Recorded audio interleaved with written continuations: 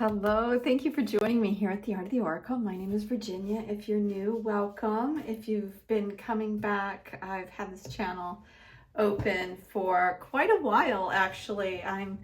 I started it last year, so I'm very excited to be moving into 2026. And today, as is all week, we've been using a variety of different cards, and I was very much drawn to kind of a random selection of cards, although the theme that I just noticed as I was sitting down today is that they all were created by women. Nicoletta, I believe, is a woman. The Ceccoli Oracle, Alana Fairchild's Kali Oracle, and then Chris Ann created both Sacred Creators and the Light Seers. So I think it's saying something. And the reason why I kind of put all this together is while I was, listening to the message for me, I heard very distinctly that there is a calmness underneath all this chaos. There's a calmness that is coming to bear, but there is this bubbling that is happening right now, and we're seeing it in just terrible ways in some regard. And it's just natural, right? When something has been hidden for a while, or when there is toxicity within the body or within the earth or within systems, that they eventually, if they're going to be, if they're ever going to calm, right? The toxicity, like, a wound, right? Has to come to the surface before it can be healed. And that's what we're hearing right now. That's what we're seeing right now, is that all of this, but there is a calmness, is what I heard, underneath all this chaos. So the first thing I'm going to do is dive into Chris Ann's, the Sacred Creators, and ask for more information, because today, the 19th, I believe, is the new moon. And look at this. Oh, you, the muse. So what is a muse? A muse, is inspiration.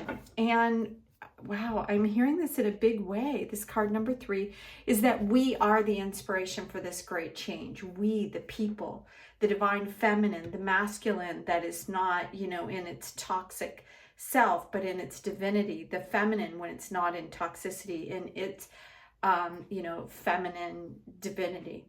And that's what is coming out as we see this beautiful lotus, and then the sun illuminating out of the lotus, and it becoming, there's that all the change that is happening right now is all of you that have been doing work and tuning into your heart and seeing the love or the joy or the creativity in sometimes really horrific circumstances, right?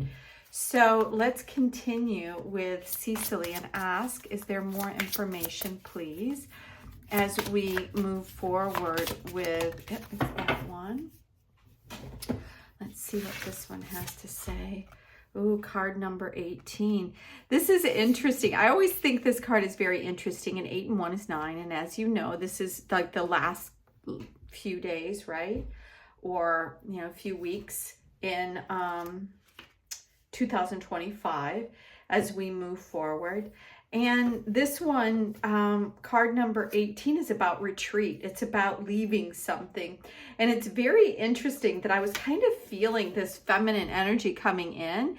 And look at this masculine energy is becoming very small. And that's part of what I was feeling, that the masculine has been in charge for a really long time. And now it's like time for them to retreat. It's time for this masculine takeover that has happened for thousands of years to end. And this feminine, it's like she's not running after him, she's not doing anything, she's standing in her power, she's standing and just showing, like the octopus. I love that this is used to define like what is underneath her, these tentacles, because it tells me several things. One is that the tentacles have these little suction cups underneath it, and they are so incredibly sensitive and aware.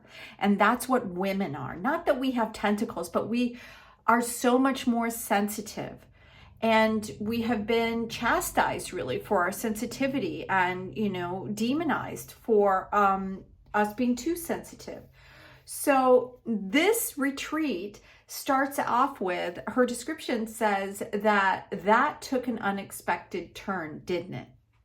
So, and I think this has something to do with this 3-eye atlas this is coming in today, is that there is a different turn. There's something that's happening that we didn't expect, but we kind of had hoped for. It says, it's good to run away, but watch where you're going. A calm, rational retreat will serve you better than just going off crazy, thinking, you know, the sky is falling. That's one of the analogies. Don't rush from one bad situation into an even worse one.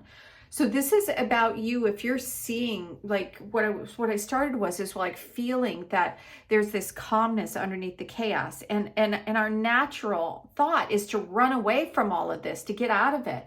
But when you're leaving a bad situation without healing why you're in the bad situation, it just follows you where you go.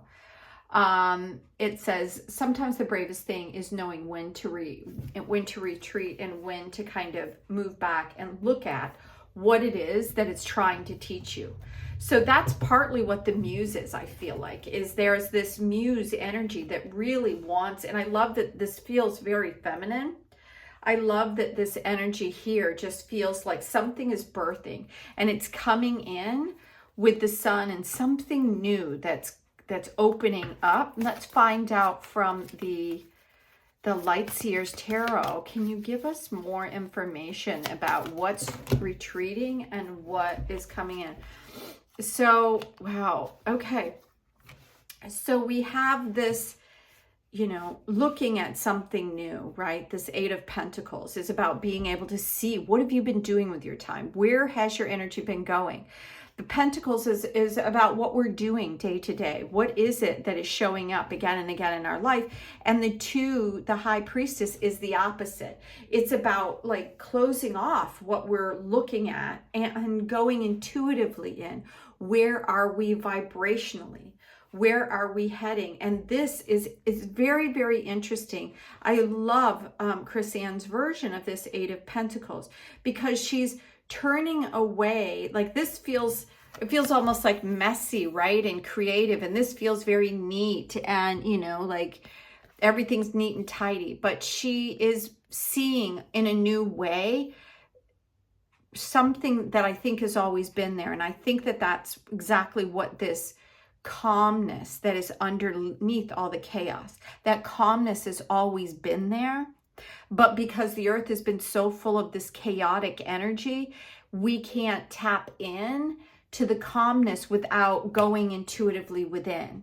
Because that chaos, wanting to run away, wanting to get out of all of this drama, is just keeping us like still in motion. And we need to stop, reflect the light, like turn on our inner knowing as to what is going on here. And there's all this reference to the phases of the moon, and then her intuitively being in touch with the next phase of her own development. So I love that, you know, also we have like, this is 9, and if we take 8 and 2, we have 10. And this is our tarot, and it's the new beginning. So I think what it's telling me is that this is what we're leaving, this energy where everybody's wanting to get away from it. Because even I feel like a lot of times when something goes wrong, people want to either look for somebody to blame, or they're holding on tight because they can't admit that it's not working. And they feel like if they just stick with it, they can fix it all. And what I'm hearing is that's not going to happen. What's happening right now in everybody in our energetic field with the coming in of the new moon and this December 21st, which is going into the solstice, that's about the sun coming in and illuminating and are going into like a new phase. And we're going in, transitioning into a new year. And this comet is coming you know, round again, right? It's been moving through, and now it's coming closer to Earth. So I'm going to ask to see if there's any final messages. Look at that. And we have another 3, which is what this energy is here. This card, the Muse, it shows 3 women looking out into, are they looking into the heavens, into the stars? Are they looking straight ahead? Whatever it is, they're coming together. They're coming together to, which I think is exactly what all this is, right? When I started here, that's what I was hearing, is this masculine energy, or this masculine need to control and show might. It's over. It's no longer necessary. And there is value in the feminine energy and the deep feeling and the deep wisdom. And masculine energy, men can be highly intuitive. There's a lot of beautifully masculine, intuitive men out there. There is strength in a man feeling and deeply holding, you know, his masculine energetic field. And in that field, I believe, is like knowing the strength of both sides, right? Men and women, not trying to control it, but maybe holding space to get to know a little bit more about why this feminine energy feels chaotic. Why does it feel so emotional? Why is this going on? Meanwhile, I feel like women in general are coming together. We're communicating more one-on-one instead of against each other. We're coming together. There's a lot of feminine energy here. There's no men here right now in this energy. And I feel like that's what 3i Atlas is. It's feminine energy coming in. It's that light where you are getting to look at the creativity of all that is. You're going to be able to see things in a more beautiful way. And it's going to take us into a new awareness and open up gifts that I feel like have always been here. This is this calmness underneath the chaos. So thank you so much for watching today. I hope you have a beautiful weekend. We're also going to go into, like I said, the 21st, which there's a lot. I hope you engage in some sort of beautiful, there's a lot of resources out there helping you to sit with what the energies of both of these, the 3i Atlas and the solstice energy brings in. And until then, I'll see you back here on Monday. Thanks again for watching. Bye now.